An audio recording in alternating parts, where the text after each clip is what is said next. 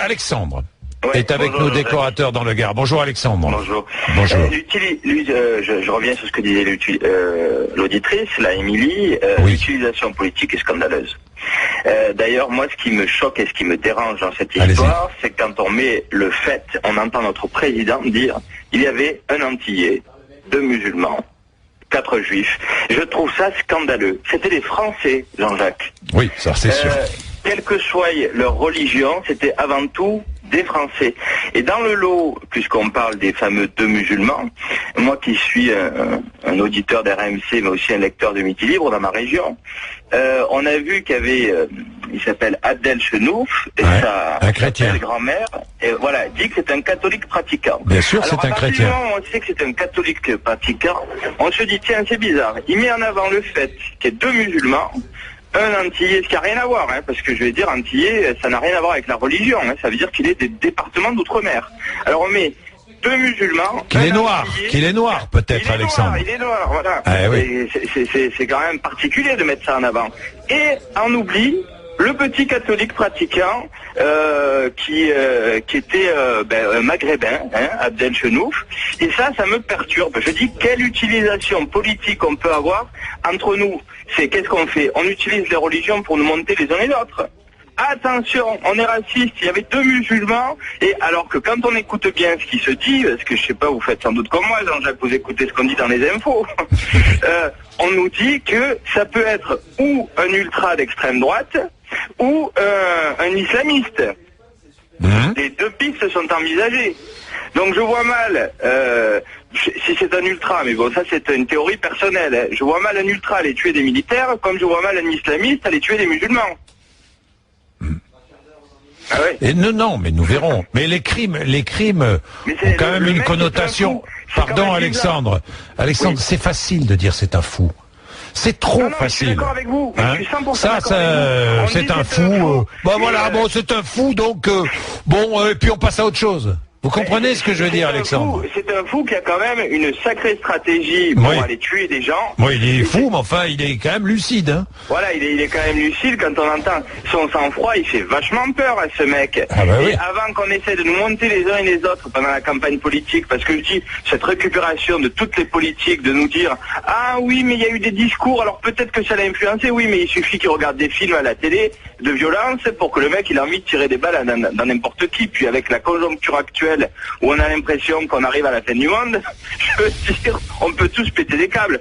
Mais ce mec-là, le cacher derrière sa folie, c'est n'importe quoi. Et se l'utiliser, parce qu'ils ont tous dit, ne faisons pas, du moins il ne faut pas faire d'utilisation politique de ce qui se passe, ils le font tous. Alors que là, ce qu'il faudrait faire, c'est se mettre derrière ses familles, la France réunie, peu importe les religions, et être solidaire avec tous ces enfants qui ont été victimes, parce que c'est horrible ce qui s'est passé. Tuer des enfants, on le voit du moins on en voit à la télé, etc. Mais quand c'est chez nous, on se dit, tiens, c'est quand même pas normal, qu'est-ce qui se passe dans notre société? Moi, ça me fait flipper, je veux dire, comment on peut... Pardon Alexandre, mais quand un tueur a tué tant d'ados et d'adultes en Norvège, l'été dernier, rappelez-vous, Alexandre, oui, tout le monde... Ah ben pourquoi? Moi je me suis senti concerné, Alexandre. Concerné, mais je veux dire, mais les gens prennent conscience quand ça arrive chez eux. Bah oui, mais c'est dommage ça. Pardonnez-moi de vous le dire, c'est dommage. On ferait mieux de regarder ce qui se passe partout dans le monde, mais Alexandre, avant de regarder sur le seuil de sa porte. Je suis bien d'accord, il faut mettre les poussières sous le paillasson. Mais oui. moi, ce qui me choque vraiment, c'est de voir que non. Il faut qu'on se solidarise par rapport à ces familles et qu'on arrête de mettre en avant, quelle que soit leur religion, c'est des Français, point barre, il faut les soutenir et voilà. Je veux dire, et qu'on arrête d'essayer de politiser cette histoire, parce que une personne qui fait un acte ignoble comme ça, même que ce soit un islamiste ou une personne d'ultra extrême droite, ça n'a aucune importance, c'est un dégénéré. Et la personne, ce qu'il faut, c'est pas essayer de trouver des circonstances atténuantes, je veux dire, par rapport au contexte politique. Vous comprenez ce que je veux dire? Bien sûr, merci Alexandre. À bientôt. À bientôt. Ah bah ça, on va pas lui trouver des circonstances atténuantes, hein. Ça, on est bien d'accord. Amazir est cadre commercial dans les Alpes de Haute-Provence. Bonjour Amazir. Bonjour, Monsieur Bourdin. Qu'est-ce que vous vouliez dire ce matin, Mazir? Alors moi, je voudrais tout simplement dire, moi je suis français, hein, fier de l'être. J'ai eu la chance de naître dans ce pays. Mon papa a quitté le Maghreb il y a pas mal d'années en arrière. Et moi, ce que je voulais tout simplement dire, c'est que malgré, dans tous les pays du monde, il y a des racistes, c'est évident, ça fait partie, hélas, de la nature humaine. Mais ce que je voudrais dire, c'est que la communauté juive, surtout quand elle est affichée, porte un poids beaucoup plus lourd au regard des racistes. J'en veux pour preuve, à l'époque, j'étais dans une autre ville, j'étais en Eure-et-Loire, j'étais à Chartres, et un beau jour, il y a un petit gamin qui est arrivé, son papa était juif, pied noir, d'Algérie, et si vous voulez, ils sont arrivés à Chartres, ils n'avaient pas d'amis, et tout de suite, ils ont sympathisé avec mes enfants, ce gamin avec ce petit frère, et puis nous avons sympathisé avec les parents, c'est devenu d'excellents amis, et un beau jour, malheureusement pour lui, sa maman est tombée gravement malade, elle avait le cancer. Elle était à Tel Aviv, donc, parce que quand ils ont quitté l'Algérie, ils ne se sont pas plus en France, ils sont partis directement en Israël, et il est parti rejoindre sa maman, qui est décédée quelques jours après. Et nous avons dû garder, d'ailleurs ça a été un plaisir, hein, nous sommes proposés, nous avons gardé ces deux garçons. Eh ben, je vais vous dire, Monsieur Bourdin, il y a 10 ans de cela, nous avons dû les garder dans l'anonymat le plus total.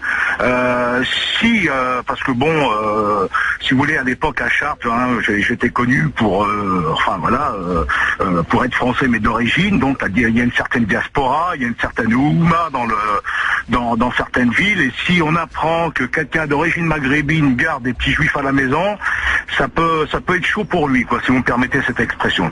Voilà, et j'ai toujours su et j'ai toujours compris que les juifs étaient beaucoup plus stigmatisés que toutes les autres races qu'on peut retrouver à travers le Amazir, voilà. Moi ce que je n'aime pas, c'est qu'on dise je comprends votre sentiment, mais je n'aime pas qu'on dise un tel est plus stigmatisé qu'un autre. À partir du moment où quelqu'un est stigmatisé, Amazir, à partir du moment où quelqu'un est stigmatisé parce que il a une religion différente ou une origine différente, c'est condamnable. Ah oui, tout à fait, mais c'est un constat que je fais. Oui, je comprends, Mazir. C'est un constat que je fais. Oui. Si vous voulez, dans l'esprit collectif en ce moment, vous allez voir une dame avec un foulard islamique ou un barbu, il va moins choquer qu'un juif avec une kippa. Voilà, c'est un constat que je fais.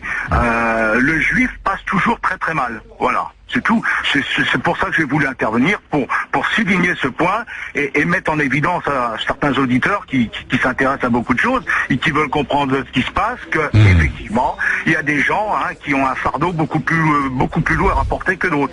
Ce qui ne veut pas dire que moi, d'origine maghrébine, français, fier de l'être, en plus je suis un ancien parachutiste. Et vraiment, de voir les trois militaires, les trois parachutistes tomber, j'en avais les larmes à l'œil. Parce que le 17e RGP, je peux vous garantir, c'est un régiment d'excellence. C'est vraiment des militaires de haut niveau.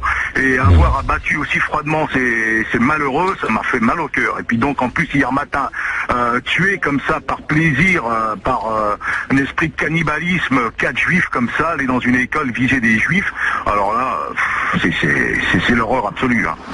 Merci Amazir. Pour ça, je vous en prie, bonne journée. Merci beaucoup Amazir.